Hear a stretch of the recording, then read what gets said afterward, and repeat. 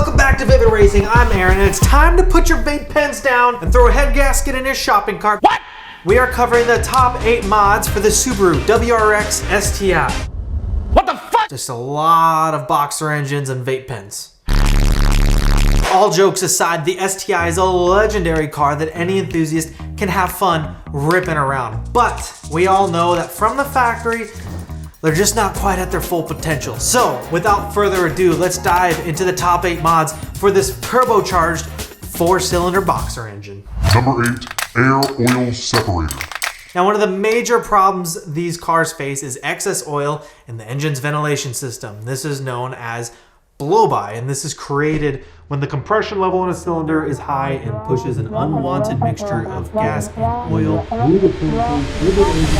recirculates through the intake. And unfortunately for all you Subaru guys, turbocharged engines happen to be especially bad with this problem. Obviously, excess oil getting into your intake is no good and can lead to a myriad of problems. And this is where an aftermarket air oil separator comes in and helps remove that excess oil before it can recirculate into your beloved engine. Now, there are a lot of great options available on the aftermarket for an air oil separator, and this is a great time to tell you that links to all of the products we're talking about today are in the description below. So before you go refill your vape cartridge, make sure you check out that link. How many vape jokes can I fit into one video?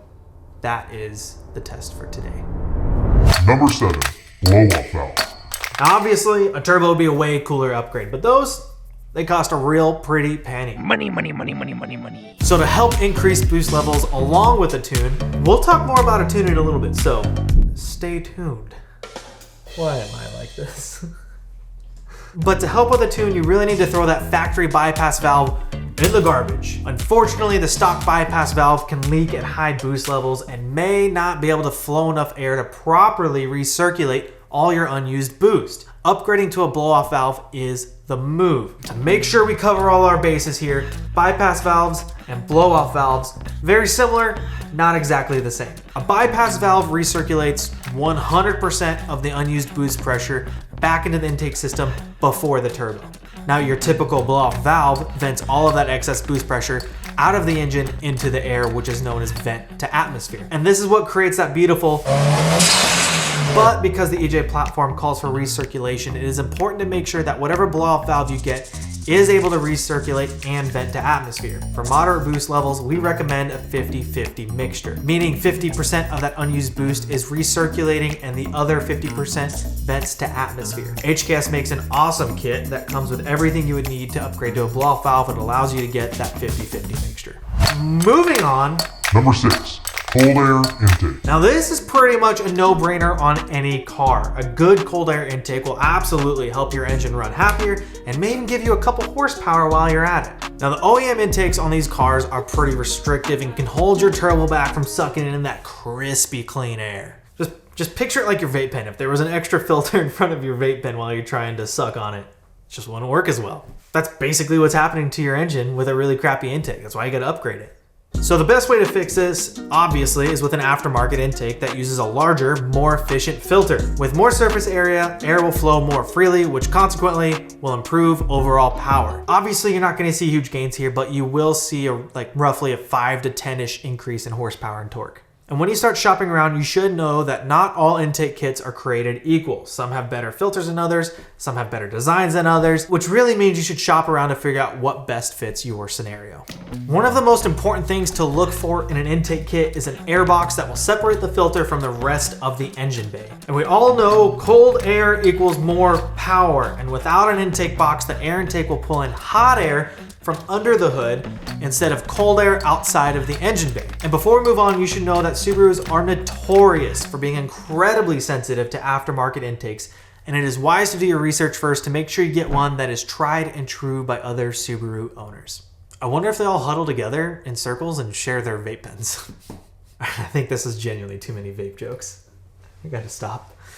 Number 5, front mount intercooler and piping.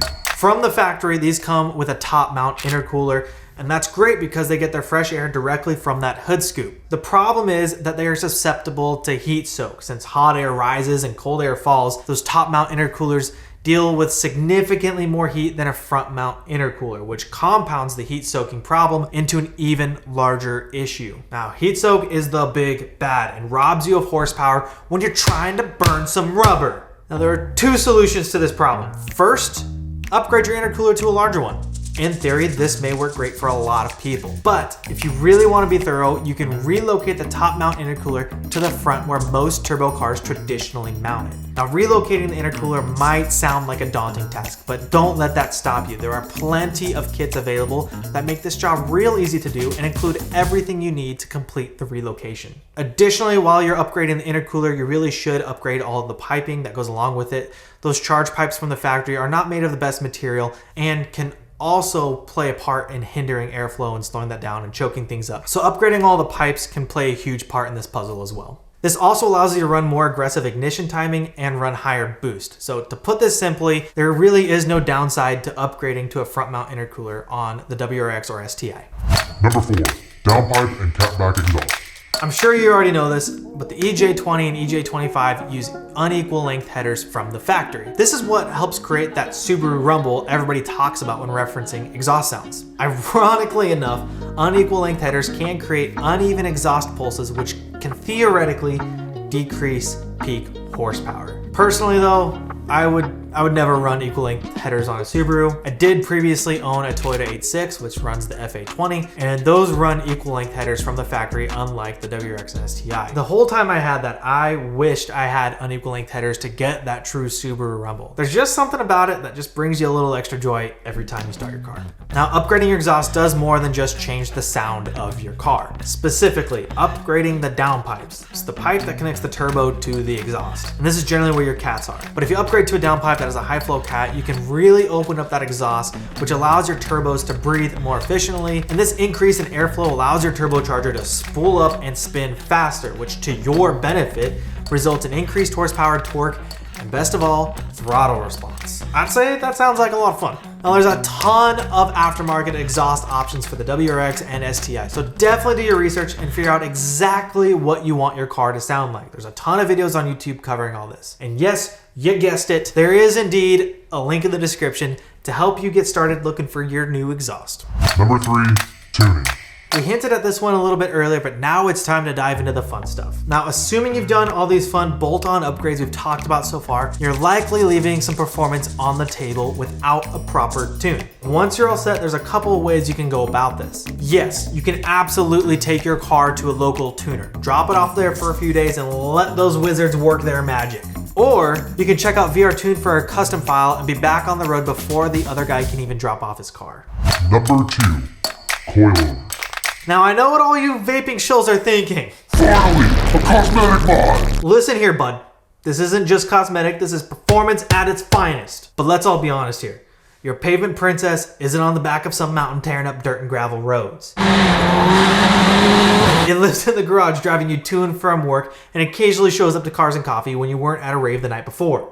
Now, these cars do look half decent from the factory, but you definitely need to dial in that wheel gap. While the factory suspension is decent and provides adequate performance, it can quickly become a limiting factor if you want to improve handling. Aftermarket coilovers open up a lot of suspension adjustment for ride height, spring rate, damping, camber, caster, and the list goes on. And just as we mentioned with some of these other mods, coilovers are not all created equal. Some are designed for street performance, some are designed for dedicated track cars, and others are even geared for rally performance. Even though we know you drive a pavement princess that doesn't touch dirt, that's okay, but you know, they're to each their own. There are a ton of great options for as cheap as $800 or $1,000, but the sky's the limit here with how crazy you want to get with your coilovers. We recently made a video on the BC Racing BR Series coilovers, and those truly are an amazing value for daily driving and the occasional weekend track day. Now, I know we're specifically talking about the WRX and STI today, but BC Racing makes coilovers for a ton of different platforms. Anyone in the market for coilovers definitely needs to check those out.